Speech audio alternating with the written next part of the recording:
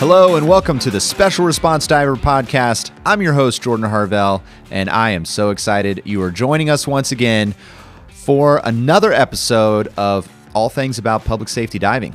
And today I am joined once again by my friend, my co-host, our producer, scuba diving recovery extraordinaire, the one and only Caleb Wishart. What's up, everybody? What's going on, man?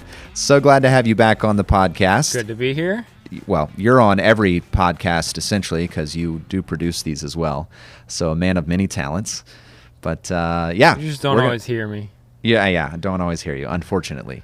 So, man, we are separated from one side of this country to the other. Yeah. Sea to shining sea, almost literally. Yeah.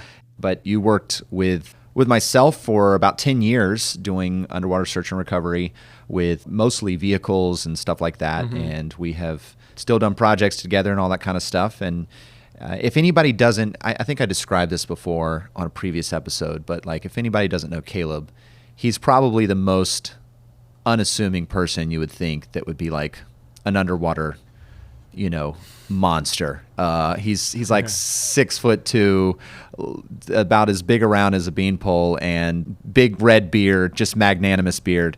And you're a surfer, like that's your thing. Yeah. And here you are, just with this incredible history and experience in the underwater search and recovery world. So I think that's I like cool. to get in the water, all different kind of ways. If you weren't in the water diving, you were in the water surfing, which kind of worked out for you because if it was too windy to go diving on a boat, it was perfect weather for surfing. So you just kind of capitalized, monopolized on all the in-water experiences. Those are the two sports you need at least in South Florida, because then you always got something to do. That's right. Because other than that, yeah, there's absolutely, if you go the other direction, it's just Everglades. So you can go hunt alligators, I guess. I would like to get into that, but that's a different podcast, I think. You've involuntarily hunted a few alligators while looking for cars, so yeah, that's always exciting. I don't know if you remember going into we were off of Tamiami Trail, which is here in Miami.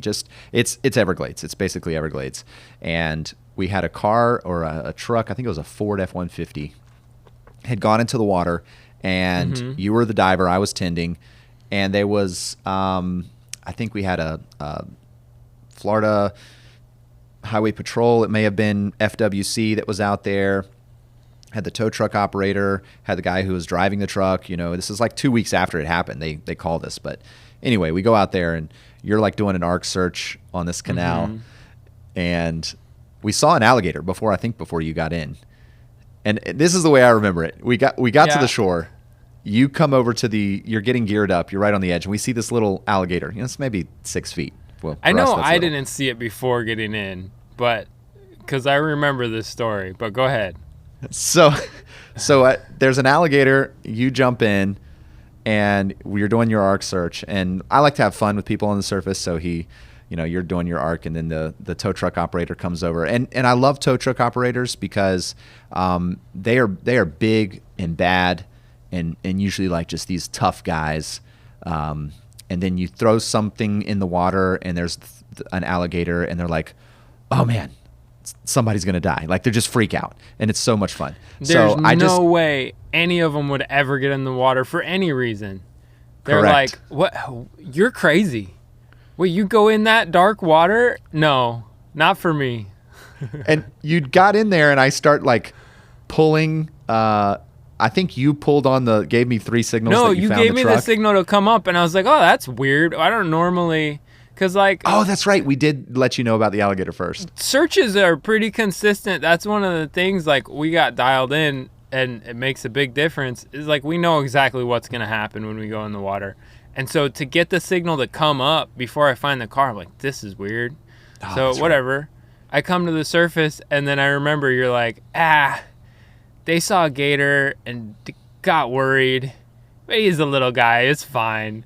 I'm like, oh, okay, cool. So, like, are we going to go back in? Or yeah, it's just give him a minute to move off and you can go back in. But I remember you telling me he was following me back and forth on the search. Oh, right. He was on the surface. And just swimming, like, above my bubbles, tracking me back and forth. And when you went back in, he came back and tracking Did it again. I totally misremembered the beginning of this. Now it's coming back to me. Okay. So, but then I didn't see him when I came out, when you pulled me out because the tow truck driver got he worried. Had gone I never under. saw him. Yeah. And so I was like, man, and then when you I went got back, followed by a gator and never even saw him. When you went back, he came up again and was following your bubbles. And then he went down, like right on your bubbles. You were still there. And then I like grabbed the line and acted like it was like pulling. I was like, oh no, he's got him. Man, that tow truck driver got so white. He was terrified. And the cop is standing there with his like hand on his gun. And I'm like, dude, just relax. Okay. I have more divers. It's fine. I can lose one. And you came up and you were so pissed. You're like, man, I can't believe I didn't see the alligator. And these guys are like, what is wrong with these guys? Just when we were leaving though, he came back out and I saw him and I was like, oh yeah. Why was anybody worried? He's like half the size of me. Well, that's true. And there's a lot of hair to sift through with that beard. So, the thing with people get with gators is, listen, if it's a huge gator or if it's like this time of year, April, May, mating season, they can get territorial. That's fine. But if you think about it, a 6-foot gator, like half of that is tail. And then let's say you've got like 10 inches maybe or less is the head. And then half of that is teeth. Yeah. Those teeth aren't even going to puncture your wetsuit, Yeah. So it's kind of like, cool, man. That's the stories you want. Getting bit in the arm, an alligator comes up. You got a truck on a tow cable in one hand and an alligator in the other. I mean, that's a great story right there. Oh yeah. So we did have another gator encounter in that canal that was a little bit more intimidating. It was a lot bigger one. I don't know if you remember. It was me and Joelle. This is over at behind the Value Jet Memorial, like in that kind of boat ramp? in like the corner there where there's an intersection of two canals. Yeah, the hole. Yeah. So we found that Ford Ranger, and like immediately after we jumped in, we came up and to mark the location of that, and then we were going to keep searching the canal. And I look over and I see a gator swimming toward us, and I mean, from the surface of the water, like your head's just above, it's kind of hard to judge size, but I'm like, that looks big enough that, and he was just swimming straight toward us, like coming in on a string. So I was like, let's get out of the water and check this out. And we got out and we're like, that's a good sized gator. Is like probably 8 feet at least. And so we're like, all right, let's go search the other end. And Joelle didn't want to get back in the water. So I'm like, okay, let's do a parallel search down. Just keep me in the middle of the canal. I'm going to search. And then if he starts swimming toward us again, give me the signal and I'll come out. And we searched from wherever the end of our area was back towards that corner. And we got probably 50 feet from the corner. And I get the signal to come out. And I come out and he's swimming over towards me again. I'm like, man. I guess that corner belongs to him, and whatever cars lie there. He said, "These are part of my collection now. So back off. I've always wanted a 1994 Ford Ranger. Leave it alone." Yeah.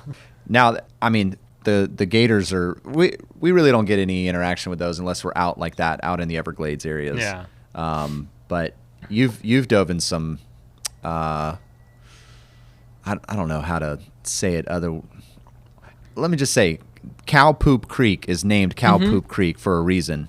Yep. And you've had some, I think that's like the kind of the rite of passage on our team. It's like, you got to dive in Cow Poop Creek to be like, all right, you're in. Okay. You've done it. We found a lot of cars in Cow Poop Creek too. That's right. And, man, I would say we've pulled, I mean, this is about a 1.5 mile stretch of canal. And I think we've, over the years, pulled probably 8 or 9 cars out of there, maybe more. And so, this wherever it's secluded, that's where people are going to dump. Which is kind of what we want to talk about today. Is just the whole experience of getting a car out of the water, but also it all starts with knowing where to look, and you just got to kind of think through. Okay, you got to put yourself in the shoes of the person who's dumping a car, because they're dumping it for one of two reasons. One, it's a stolen vehicle and they're using it either in a crime, or they've and then they're going to dump it, or they've stole it, they've used it, they've stripped everything out they want out of it, and then they're just going to get rid of any evidence. And then the other reason is the insurance fraud. And the insurance fraud is More likely the scenario, and especially if you're finding a little bit nicer cars, there's some telltale signs that you can see. Okay, this is definitely from single key in the ignition. Exactly. Cleaned out, no personal nothing in the trunk. No cell phone charger, nothing but the registration, basically. I'm like, oh, because if I steal your car right now, what am I going to find in there?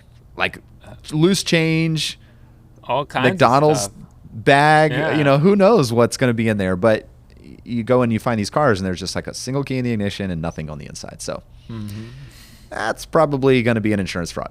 But you still got to go to where there's secluded areas. Some people, obviously you start with water because, if you're diving, you're probably going to need water.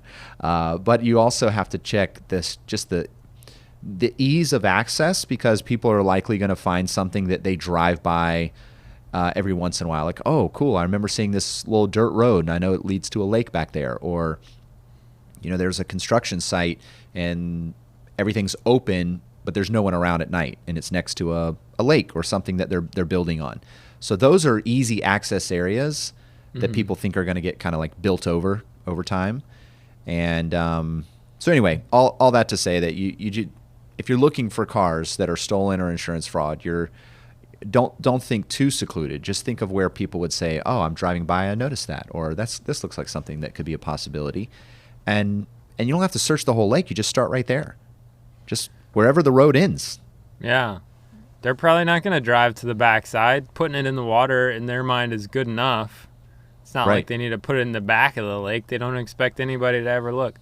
Also, you can find, we've used Google Maps a lot to find like the spots that look like secluded and you have access. You don't have to drive around every body of water in your area. I mean, obviously, at some point, you got to go check it out in person, but you can get a good idea looking at satellite imagery of what's in the back where nobody can see it. And, I mean, I imagine that's how people find where they're going to dump the car to begin with. So, and we've actually found cars on Google Earth. Like we've been able to look at some of these shallower canals, and from the surface with the glare of the water at the angle you're at, it's only 4-6 feet underwater and you can't see it. But you get on a Google Earth image and you're like, oh, you can see the sunroof. And we recovered, we found a van, like a cargo van that way. And then we found some kind of crossover SUV that had a sunroof. It was white and you could see the outline of the roof and you could see the little sunroof. And I think it was about 5 feet underwater, the roof was. And it was like a 10-foot deep, 12-foot deep canal. And it had been there for like 2 years. And so we were able to locate it and recover it. But you're pretty experienced in the vehicle recovery world. What have been some of the kind of like, learning curves? Because nobody knows how to do it. I mean, until you do it. Like it's all, you can be told, you can be taught, and there's methods. I mean, we teach methods and we teach the right way to recover a vehicle. But, you really don't know until you get under there and you're like, oh, wow, okay, now it makes sense. Okay, that whole, I can see how to do this on land. This is a piece of cake. But once you introduce water, once you introduce the cold, the zero visibility, the confusion of a car upside down, now it's not on on its wheels, everything goes out the window until you're like bring it all together in your own mind. Yeah, sometimes, I mean, it's just dumb stuff that you didn't even realize you needed to know before getting in the water. And it can be kind of tough to figure out under the water. I remember the first time I hooked up a car on my own, I realized once I was down there that I didn't know the right way to hook the chain to itself. A country boy like you, man. I know, right? I was working in landscaping at the time. I grew up on a farm. You would think I would know how to hook one of these chains up. But I guess I'd never done it myself before. Well, I knew how to run the chain around the axle, but I didn't know how the grab hook was supposed to work on the chain. I actually didn't even know that was the term for that type of hook until I looked it up for this episode. But if you've ever used a tow chain like we use for vehicle recoveries, you know that the hook is supposed to go over one link in the chain, and it's captured by the two links on either side so it can't slide over the chain. Well, I tried to thread the hook through a link in the chain like you would if it was a shackle or a carabiner or something. If you've never tried that, don't. It doesn't work at all. Somehow the car did actually start moving, and then the cable went slack, and from the surface we all knew something was wrong.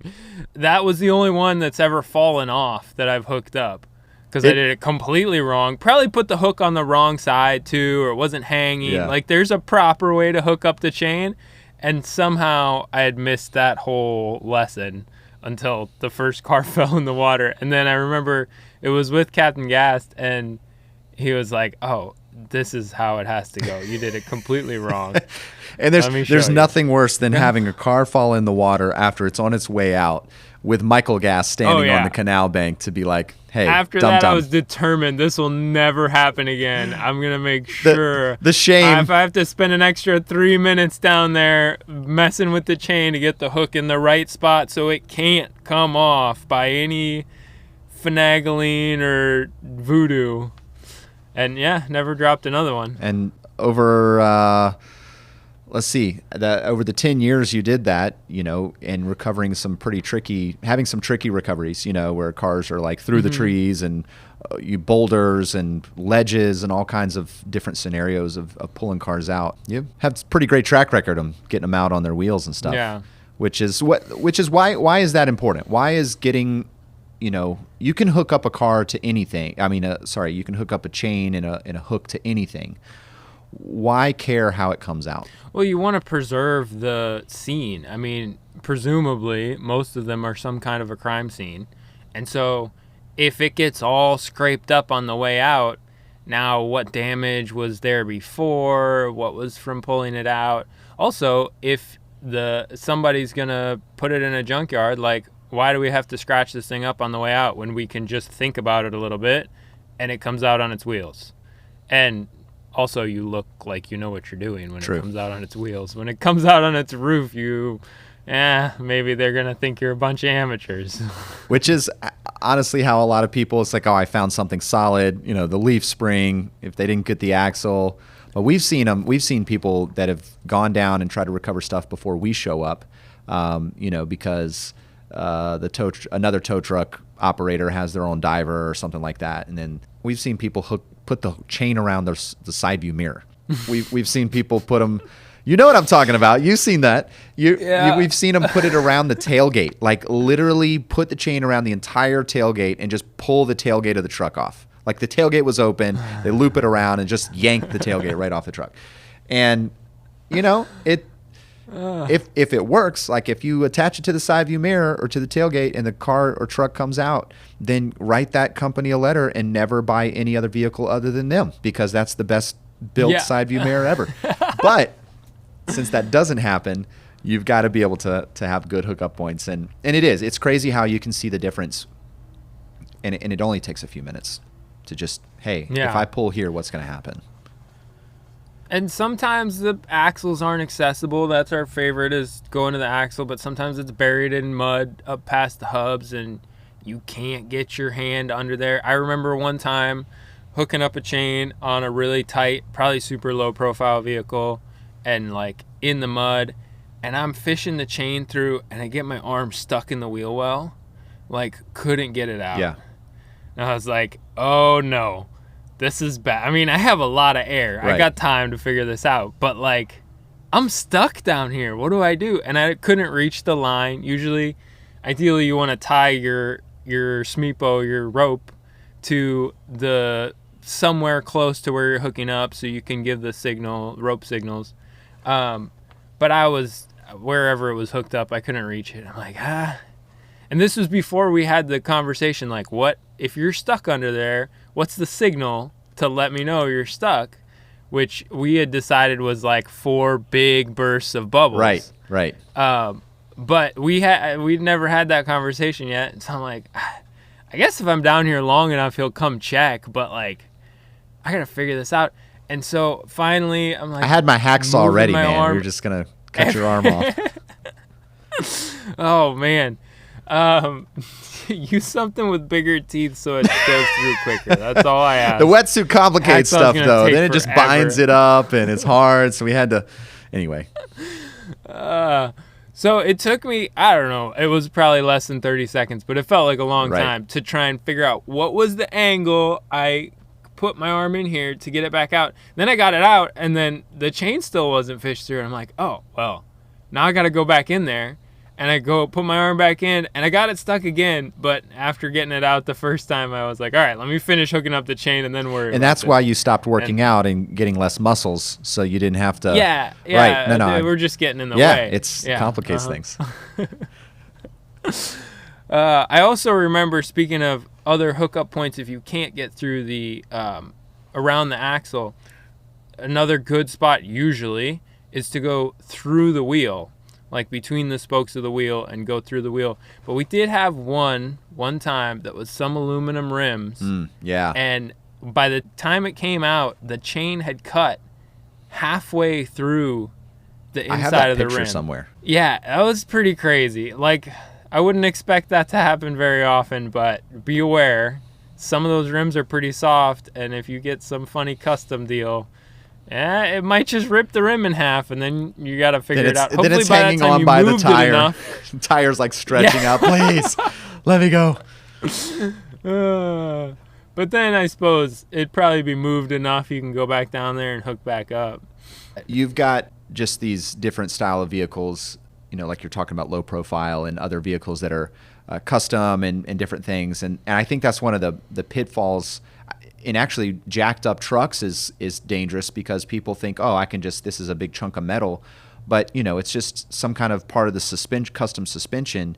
And it's not made to carry the weight of that vehicle, because we're talking about the pulling force is perpendicular to where these things are designed to take their force. These are taking it, top to bottom, and we're pulling on the side.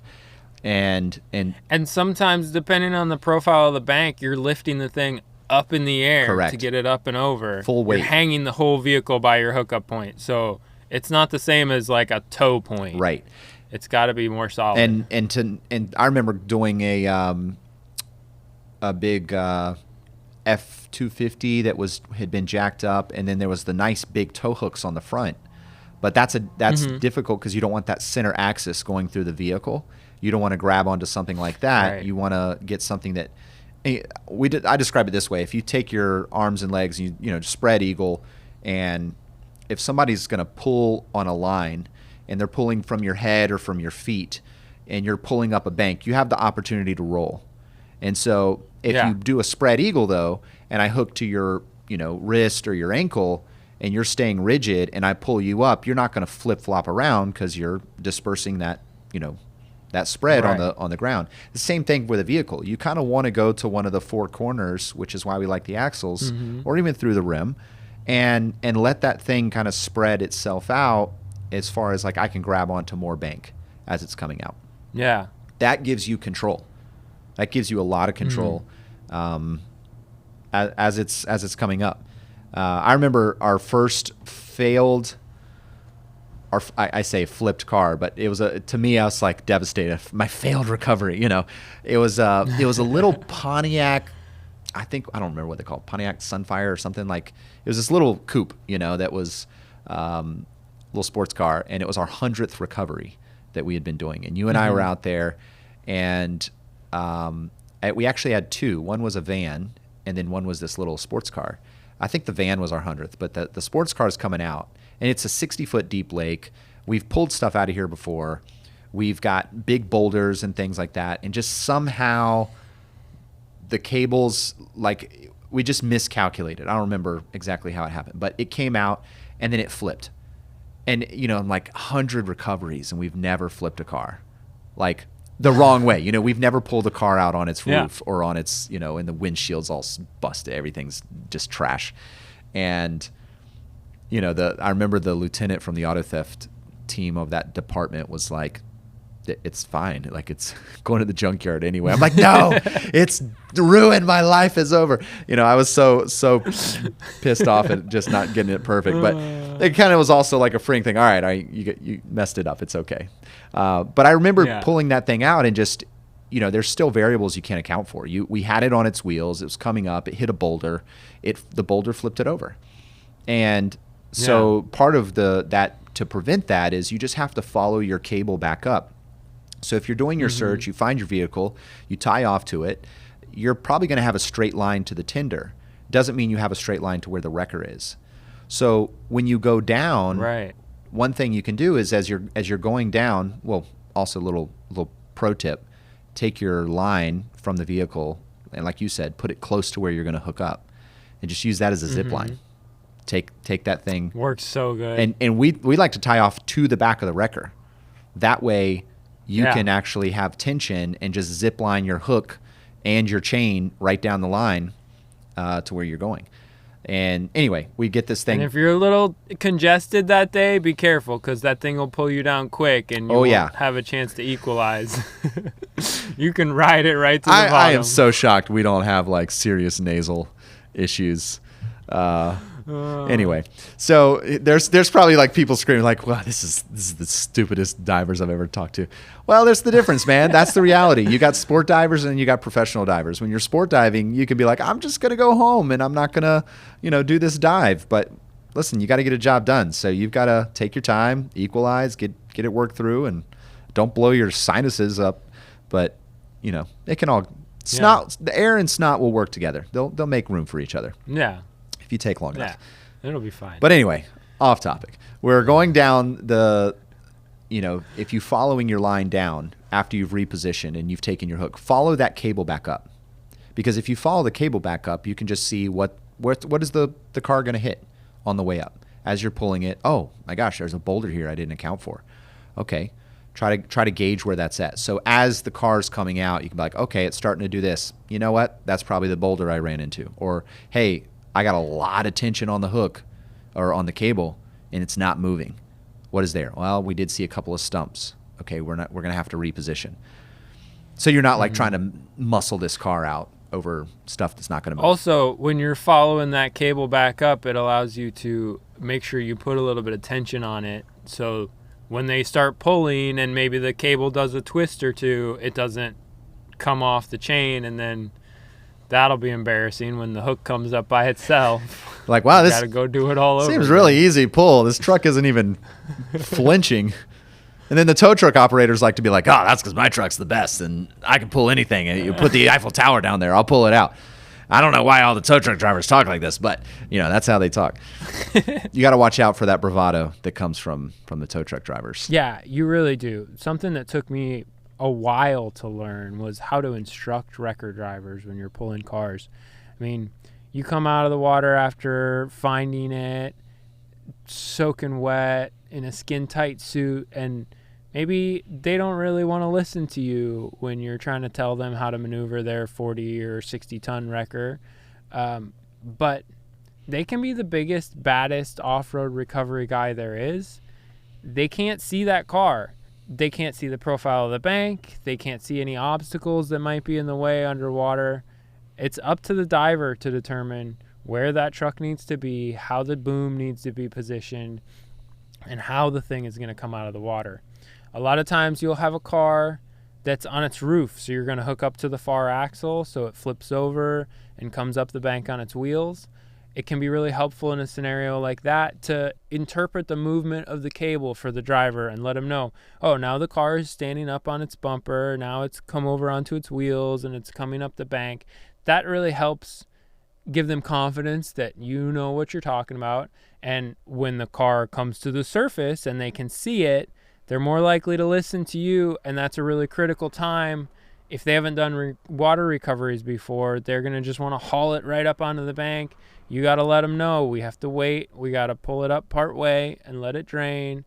Pull it up a little further, let it drain some more, slowly ease it onto the bank so we don't have unnecessary loading and breakage of things that don't need to be broken. We get that car out in the best condition possible. Right. Yeah, you've got to run the scene, because if you don't, exactly, they will just yank on that thing, and they're gonna. No tow truck operator is like, yeah, I don't know what I'm doing, and that's right. I mean, that's just the reality. On land, they're the king, man. They know what's going on, but water is a tricky thing. And they can say, yeah, but my truck can handle so many tons. You get these Class D heavy-duty wreckers in there, and they can pull a lot. but it doesn't mean that it's going to be without damage to the truck or to other people around, because you do. If you've got a car, let's say you've got a regular car that's 10 feet interior, and it's 4 or 5 feet from floorboard to ceiling, but you average 4 feet, and then you've got it maybe 5 to 6 feet wide. If you calculate the square foot or the cubic feet of water in there, you're going to double the weight of the vehicle. So if you've got a 3,000 pound car, as soon as that thing starts coming out of the water, that's called transition. You're now pulling a 6,000 pound car, but like that. It's happening instantly. And so a lot of wreckers will not let the water drain. I can pull it out. Just pull that thing out. Well, if you have that coming out, let's say it is a stolen vehicle, and you have the window in the back like explode from the weight of the water. Or worst case, which I've seen, is missing persons cases. You could have the bones of the individual in there. And so here's your scenario. Car goes in the water's deeper than the length of the car ends up upside down. So as the body decomposes, bones move around. Now they're basically sitting on the roof of the car or stuck under a seat. You flip the car over, pulling it out. It's coming out of the water, and they don't account for transition. Transition happens, back of the window or front window, however you're pulling it out, goes out, and now stuff's just pouring out. You don't know where those bones or other evidence ended up. You've now got everything going back into the water, and that's a disaster trying to search that, because now you have all the sediment and other things that are coming in to ruin your crime scene or your recovery scene. And so to get on board, you're absolutely right. The tow truck drivers have to be taught. And I think we say it all the time, as a special response diver, you've got to have the heart of a teacher to help those around you understand what's going on. And if you don't, you will pay the consequences, because their bravado is, I can pull anything out, I can handle it. Maybe you can, but you don't understand the other things that are going to be affected by that decision. Right. There's an exercise you can do if you're a dive team that's working with a police department. A contracted on a police department, a contract wreckers and stuff like that for doing that kind of stuff. If you have one of those newer companies that's coming on contract with your department, and you are having to kind of build that relationship, the dive team needs to take time to introduce yourselves, talk to them before you get a water recovery. And I think that you're right. It speaks to the professionalism, because you saying that reminds me of, we had one recovery. We located the vehicle, but a tow truck operator was on call, and they had their own guy, and he shows up, and I get a phone call from the auto theft guys, and they're like, Can you come up here? Can you drop everything and come here now? And I was like, sure. They're like, I show up, and then they're shaking their heads like, this guy's an animal. That's all I kept saying. He's an animal.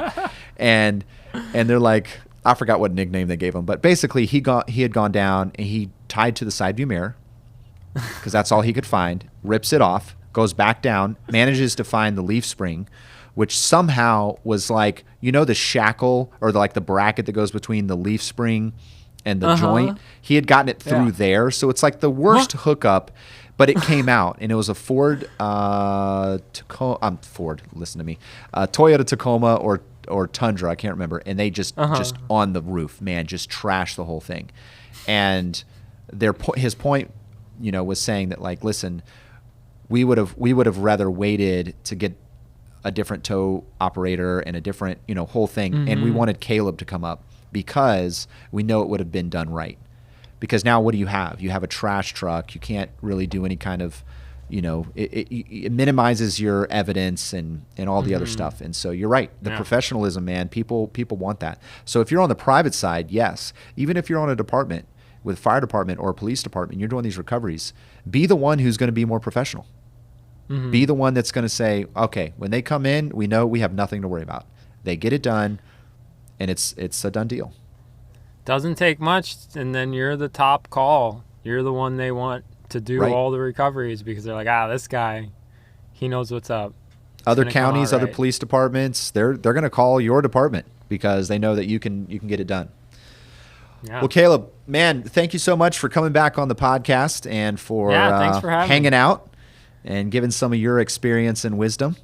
I appreciate that. we will see you down the road on future episodes, I'm sure. Sounds good. Looking forward to it. All right. Well, for all of those that have hung in with us on this this time to chat about alligators and cars and all kinds of cool things, just remember you're the ones who've got to go and do it. And so take the time to train and just set yourselves up for success. And be the individual that is going to be on the team that's going to raise the whole standard of the team up. That's what our community of public safety divers needs more of, is those that are going to raise the standard to do really exceptional work. Well, until next time.